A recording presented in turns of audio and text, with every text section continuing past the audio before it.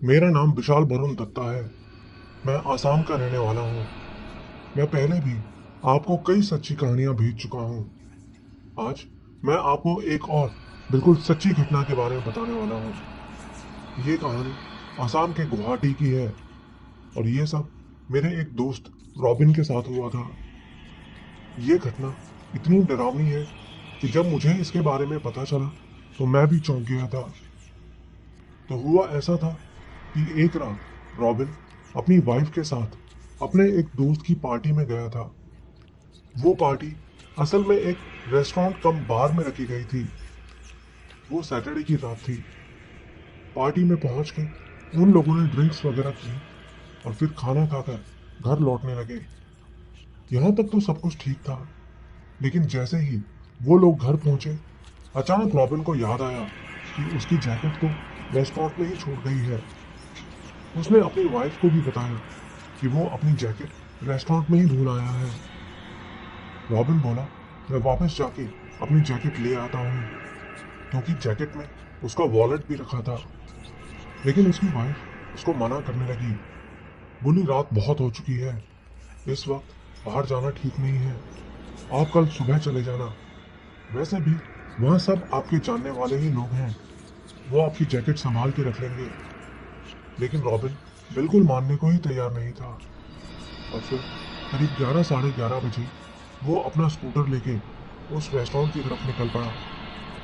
कुछ देर बाद जब वो रेस्टोरेंट पहुंचा तो देखा कि उसकी जैकेट तो वहीं एक चेयर पर ही टंगी हुई थी। उसने सबको थैंक्स कहा और जल्दी से अपनी जैकेट उठा के वहां से निकलने लगा। लेकिन फिर उसके दोस्त ने, जो कि उस रेस्टोरेंट का मालिक था, उसने रॉबिन को कुछ देर और रुक जाने को कहा और उसको 2-3 पैक विस्की और पिला दी। अब रॉबिन नशे में था। फिर वो रेस्टोरेंट से निकला और अपना स्कूटर लेकर घर की ओर चल दिया। अब वो अकेला सुनसान रास्ते से आ ही रहा था कि तभी उसको रास्ते के बीच में एक बहुत ही बड़ा सा कोई आदमी खड़ा दिखाई दिया। उस आदमी के बड़े बड़े पंजे थे। अचानक से वो आदमी उसके स्कूटर के सामने आया और अपने बड़े से पंजे से उसका स्कूटर उठा के फेंक दिया। रॉबिन बताता है कि उसका पंजा इतना बड़ा था कि किसी बड़ी गाड़ी को भी वो आराम से पिचका दे। वो जो कुछ भी था, हल्क से कम नहीं था। उसका पंजा इतनी जोर से स्कूटर से टकराया कि स्कूटर का आगे का चक्का पूरे हैंडल के साथ ही टेढ़ा हो गया था। रॉबिन वहां से कई फीट दूर जाके गिरा था। गिरने के कुछ देर बाद जब रॉबिन ने होश संभाला तो देखा कि उसका स्कूटर उससे कई फीट दूर पड़ा हुआ था।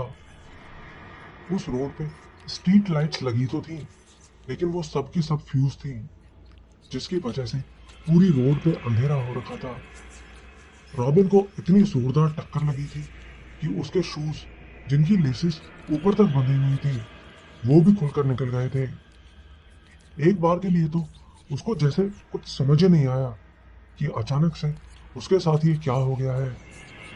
रॉबिन का सारा नशा उतर चुका था। फिर होश संभालने के बाद वो अपने फोन की टॉर्च जलाकर इधर उधर देखने लगा तो देखा कि उसका स्कूटर तो बहुत ही दूर कहीं पड़ा हुआ था। फिर वो अपने जूते खोजने लगा तो थोड़ी दूर उसको अपना एक जूता तो पड़ा हुआ मिल गया, लेकिन दूसरा जूता कहीं नहीं मिला। तभी रॉबिन के मोबाइल में एक कॉल आई। वो कॉल रॉबिन की वाइफ की थी। उसकी वाइफ उससे पूछने लगी कि घर आने में इतनी देर क्यों हो रही है। लेकिन रॉबिन ने अपनी वाइफ को कुछ नहीं बताया, बस बोला कि मैं आ रहा हूँ और इतना कह के फोन काट दिया। रॉबिन अब बहुत डर चुका था। उसका स्कूटर भी अब चलने की हालत में नहीं था, तो उसने अपना टूटा हुआ स्कूटर वहीं पे छोड़ा और पैदल पैदल ही घर की तरफ चल दिया। कुछ दूर चलने के बाद उसको अपना दूसरा जूता भी वहां पड़ा हुआ दिखाई दिया। ये देख के उसको बहुत हैरानी हुई, क्योंकि वो जूता उस जगह से बहुत दूर पड़ा हुआ मिला था। रॉबिन मन ही मन सोचने लगा कि ये जूता हादसे की जगह से इतनी दूर आया तो आया कैसे। फिर वो जैसे तैसे अपने घर पहुंचा और सारी बात अपनी वाइफ को बताई। फिर अगले दिन रॉबिन उसी हादसे वाली जगह पहुंचा तो देखा कि उसका स्कूटर किसी ने रोड के साइड में रख दिया था। फिर वो अपने स्कूटर को लेके वहीं के एक गैराज में गया। वहां जाके रॉबिन ने उस गैराज के मैकेनिक को रात की सारी बात बताई। तो उस मैकेनिक ने उसको जो बताया वो सुनकर रॉबिन के होश उड़ गए। मैकेनिक ने बताया कि असल में उस रास्ते में एक जिन रहता है। उस रास्ते से आने वाले बहुत से लोग उस जिन का सामना कर चुके हैं। उस रास्ते की स्ट्रीट लाइट्स भी बहुत बार बदली जा चुकी हैं, लेकिन हर बार वो लाइट्स लगाने के बाद तुरंत ही धमाके के साथ ब्लास्ट हो जाती है। इसलिए रास्ते के उस हिस्से में हमेशा अंधेरा ही रहता है। अक्सर देर रात जो भी अकेला उस रास्ते से आता है वो जिन उसको अपना शिकार बना लेता है। उस रात रॉबिन का नसीब अच्छा था कि उसकी जान बच गई। रॉबिन आज भी उसी रास्ते से आता जाता है, मगर अब वो हमेशा टाइम से ही घर आ जाता है।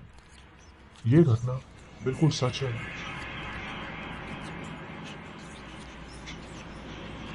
मेरा नाम टीना है। मैं असम के बारपेटा रोड में रहती हूँ। आज मैं आपको कुछ सच्ची कहानियों के बारे में बताने जा रही हूँ। हमारे घर के पास में एक खेत है और उस खेत के साथ ही बेकी नदी भी पड़ती है। तो एक बार ऐसा हुआ कि उस खेत में कुछ मछुआरे रहा करते थे और वो सब पास की उस बेकी नदी में ही मछलियां पकड़ने जाया करते थे। तो ऐसे ही एक दिन एक मछुआरा नदी में मछलियां पकड़ने गया था। उस दिन वो जिस जगह बैठ के मछलियां पकड़ रहा था वहाँ पास में ही एक बांस का जंगल था। बहुत से लोगों ने उस बांस के जंगल में अजीब अजीब चीजें देखी थी। जैसे कभी कोई कुत्ता दिखाई देता जो अचानक से बिल्ली का रूप ले लेता, तो कभी अचानक से जंगल में बहुत गंदी बदबू आने लगती, और भी कई अजीब अजीब चीजें वहां होती रहती थी। तो उस दिन जब वो मछुआरा वहां मछली पकड़ रहा था तो शाम के टाइम उसकी बीवी और बेटी भी वहां आ गए। वो उससे बोले कि चलो अब अंधेरा होने वाला है, अब घर चलते हैं। लेकिन वो मछुआरा बोला कि नहीं, आज बहुत मछलियां मिल रही हैं, तुम दोनों चले जाओ, मैं थोड़ी देर में आता हूँ। तो वो दोनों वहां से चले गए। लेकिन इसके बाद बहुत देर तक भी वो मछुआरा घर वापस नहीं आया। रात हो चुकी थी। उसकी पत्नी ने सोचा कि शायद उसको दूसरे मछुआरे मिल गए होंगे, इसलिए शायद वो नदी के दूसरी तरफ चला गया होगा। लेकिन फिर जब वो मछुआरा सुबह होने तक भी घर वापस नहीं आया तो उसकी पत्नी उसको उसी जगह ढूंढने गई जहां वो पहले मछली पकड़ रहा था। वो वहां पहुंची तो देखा कि वो मछुआरा वह जमीन में आधा धंसा हुआ था। उसके मुंह और नाक में पूरी मिट्टी फंसी हुई थी और उसकी मौत हो चुकी थी। ऐसा लग रहा था जैसे किसी ने उसको दलदल में डुबाकर मारा हो। ये अगली कहानी जो मैं आपको बताने जा रही हूँ, ये मुझे मेरी एक फ्रेंड ने बताई थी। मेरी इस फ्रेंड का नाम उमा है। वो अभी गुवाहाटी से कोचिंग कर रही है और वहीं एक पीजी में रहती है। उसके रूममेट का नाम निकिता है। तो एक बार ऐसा हुआ कि बिहू फेस्टिवल के टाइम पे पीजी की सब लड़कियां अपने अपने घर गई हुई थी। उमा भी अपने घर गई हुई थी, लेकिन उसके रूम में अकेली पीजी में ही रुकी थी। तो उस रात अकेले सोते सोते वो वॉशरूम जाने के लिए उठी। वॉशरूम उनके रूम के बिल्कुल सामने ही था। फिर जब वो वॉशरूम से बाहर निकलने लगी तो उसने देखा कि एक लड़की उनके रूम का दरवाजा खोले बिना ही दरवाजे के आर पार अंदर चली गई। उस वक्त वो गहरी नींद में थी, इसलिए उसने इतना ध्यान नहीं दिया। लेकिन जब वो रूम के अंदर आई तो उसे ध्यान आया कि उसकी रूममेट तो आज रूम में है ही नहीं, वो तो अपने घर गई हुई है। जबकि उसने अभी अभी एक लड़की को रूम के अंदर जाते देखा था, और ये लड़की जो उसने अभी अभी देखी थी, इस लड़की को भी उसने पहले कभी नहीं देखा था। ये समझ आते ही वो बहुत डर गई। बाद में उसे पता चला कि उस पीजी में कुछ साल पहले एक लड़की ने सुसाइड किया था। शायद वो उसी लड़की की आत्मा थी। ये अगली कहानी जो मैं आपको बता रही हूँ, ये मेरी एक फ्रेंड बरनाली ने मुझे बताई थी। ये बात तब की है जब वो 4th क्लास में पढ़ती थी। उन दिनों वो एक आर्ट्स स्कूल भी जाया करती थी। वहीं स्कूल में ही उसकी एक लड़के के साथ अच्छी फ्रेंडशिप हो गई थी। वो लड़का बरनाली से 2 साल बड़ा था, लेकिन बहुत ही फ्रेंडली टाइप था। लेकिन फिर कुछ दिन बाद अचानक उस लड़के ने स्कूल आना बंद कर दिया। बरनाली के पास उसका कोई कांटेक्ट नंबर भी नहीं था। फिर करीब 6 महीने बाद एक दिन बरनाली की माँ जब मार्केट गई थी, तो मार्केट में उन्हें उस लड़के की माँ दिखाई दी। उनको देख के उन्होंने उसकी माँ से पूछा कि आपका बेटा अब आर्ट्स स्कूल क्यों नहीं आता। तो उनकी बात सुन के उस लड़के की माँ रोने लगी। उन्होंने बताया कि करीब 6 महीने पहले जब एक दिन वो स्कूल जाने के लिए तैयार हो रहा था, तो अचानक से पता नहीं उसे क्या हुआ, वो एकदम से अजीब अजीब हरकतें करने लगा।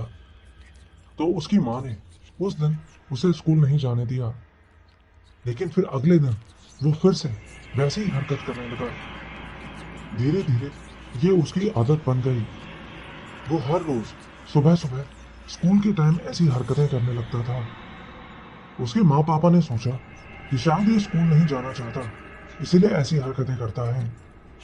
तो एक दिन उसके पापा उसे जबरदस्ती पकड़ के स्कूल ले गए। लेकिन स्कूल जाते ही वो लड़का बेहोश हो गया।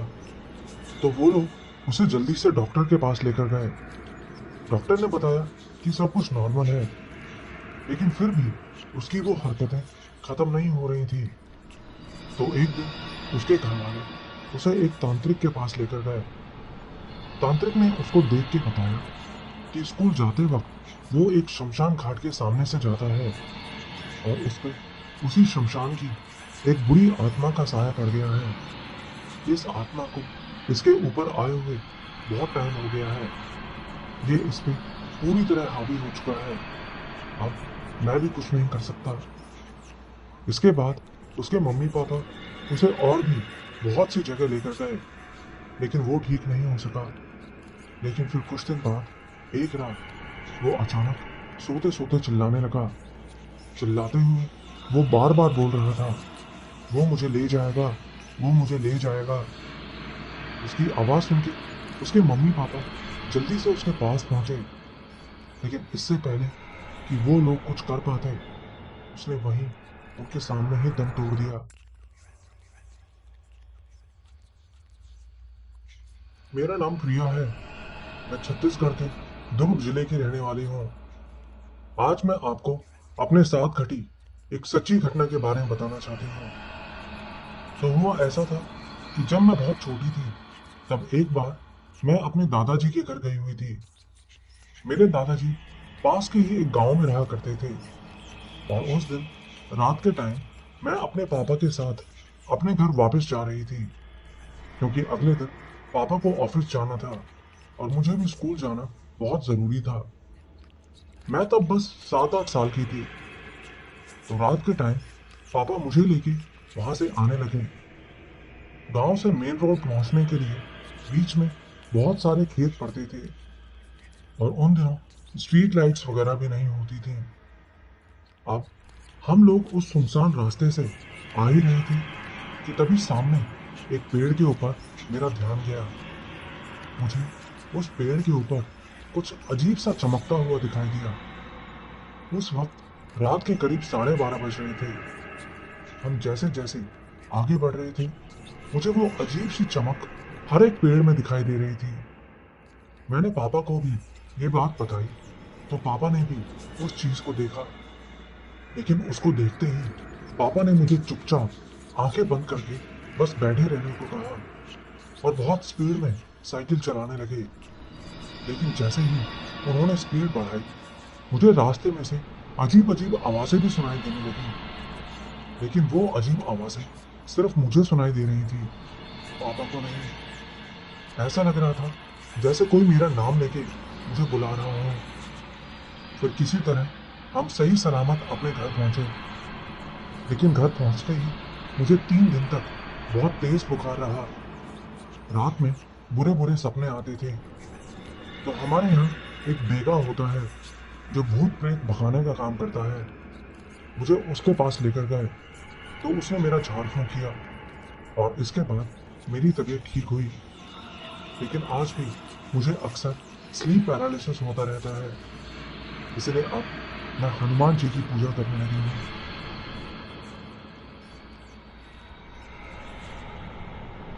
मेरा नाम ज्योति है। मैं आपको एक रियल स्टोरी के बारे में बताना चाहती हूँ। ये 2016 की बात है, जब मैं 6th क्लास में पढ़ती थी। उन दिनों मेरी बहन कॉलेज में पढ़ रही थी। तो ऐसे ही एक दिन जब वो घर आई तो उसने मुझे एक छोटा सा शिवलिंग दिया। देखने से लग रहा था कि वो शिवलिंग विसर्जित किया हुआ है। उसने वो शिवलिंग अपने पास रख लिया। कुछ दिन बीत गए, लेकिन इस बीच हमने नोटिस किया कि मेरी बहन का बिहेवियर चेंज होने लगा था। एक दिन जब हम दोनों रूम में खेल रहे थे तो वो अचानक से मेरे ऊपर कूद के मेरा गला दबाने लगी। अपनी जान बचाने के लिए मैंने उसके सर पे बॉटल दे मारी तो वो बेड से नीचे गिर गई। अगले कई दिनों तक ऐसा ही चलता रहा। वो अजीब अजीब हरकतें करने लगी थी, लेकिन ये हरकतें वो हमेशा शाम 6 बजे ही करती थी। यहाँ तक कि वो किसी दूसरी लैंग्वेज में ही बात करने लगती, जो लैंग्वेज उसको आती भी नहीं थी। उसकी इन हरकतों से हम लोग बहुत परेशान हो गए थे। फिर एक दिन मेरे पापा एक मौलाना से एक पाउडर लेकर आए और वो पाउडर उसकी चाय में मिला के उसको दे दिया। जब मम्मी ने उसको वो चाय पीने को दी तो उसने कप नीचे फेंक दिया और गुस्से से बोली, तुम लोग मुझे इसके शरीर से निकालने की कोशिश कर रहे हो। उसके मुंह से ये बात सुन के हम सब डर गए। फिर अगले दिन पापा उसको एक हनुमान मंदिर लेकर गए, लेकिन वो वहां जाने को तैयारी नहीं हो रही थी। उसको पता था कि हम उसको मंदिर लेकर जा रहे हैं, लेकिन फिर किसी तरह मेरे पापा, दादा और 2 पड़ोसी, 4 लोग मिलकर उसको पकड़ के मंदिर में लेकर गए। फिर जब वो लोग मंदिर से वापस आए तो मेरे दादा ने मुझसे वो शिवलिंग लाने को कहा और उसी दिन उसको नदी में विसर्जित कर दिया। मंदिर में पंडित जी ने बताया कि विसर्जित मूर्ति को कभी घर के अंदर नहीं लाना चाहिए, क्योंकि उनके अंदर नेगेटिव एनर्जी होती है। मेरी बहन उस दिन उस मूर्ति को घर में लेकर आई थी और उसी वजह से एक दुष्ट शक्ति ने उसको पकड़ लिया था। मेरा नाम अजय है। मैं मुंबई के मीरा रोड में रहता हूँ। मैं जो कहानी आपको सुनाने जा रहा हूँ, ये पिछले साल 2022 की बात है। हुआ ऐसा था कि मैं अपने परिवार के साथ शिरडी में साईं बाबा के दर्शन के लिए जा रहा था। हमारा दर्शन रामनवमी के दिन होना था, इसलिए हम सब लोग रात 8 बजे मुंबई से निकल पड़े। हमें अगली सुबह शिरडी पहुंचना था। हमारे साथ परिवार के सब लोग थे, इसलिए हमने एक कार भी बुक कर ली थी। इसके अलावा हमारी एक i20 और एक क्रेटा भी थी। मैं सुषमा दीदी, जीजू और उनके 2 बच्चों के साथ क्रेटा कार में बैठा था। तो कार में बैठे बैठे मेरी आंख लग गई। इसी बीच रात कुछ 2:30 बजे अचानक मेरी आंख खुली। उस वक्त हमारी कार कारसा घाट के जिग जैग पहाड़ी रास्ते से जा रही थी। हमारी कार करीब 120 की स्पीड में थी, लेकिन तभी अचानक से एक आदमी ने हमारी कार के आगे से रोड क्रॉस किया। ये सब एक फ्रैक्शन ऑफ सेकंड में हुआ था। वो आदमी बिल्कुल सफेद था और उसके कपड़े ऐसे थे जैसे गोलियों की रासलीला मूवी में सब लोग कपड़े पहनते हैं, बिल्कुल वैसी ही धोती और पगड़ी। मैंने जल्दी से कार में आसपास देखा तो जीजू और दीदी सो रहे थे, लेकिन जब मैंने ड्राइवर की तरफ देखा तो वो बहुत डरा हुआ लग रहा था। उसकी आंखें बड़ी बड़ी हो रखी थी। मैं समझ तो गया था कि इसने भी उसको देखा है, लेकिन मैंने तब उससे कुछ भी पूछना ठीक नहीं समझा। फिर इसके कुछ दिनों बाद हमारी वो क्रेटा कार मेरे चाचा चाची तिरुपति बालाजी लेकर गए थे दर्शन करने के लिए, लेकिन आते वक्त उनका एक्सीडेंट हो गया मुंबई पुणे हाईवे पर बहुत ही भयानक एक्सीडेंट हुआ था। कार 4 बार रोल होकर डिवाइडर से टकरा गई, लेकिन सीट बेल्ट पहनने की वजह से मेरे चाचा चाची की जान बच गई।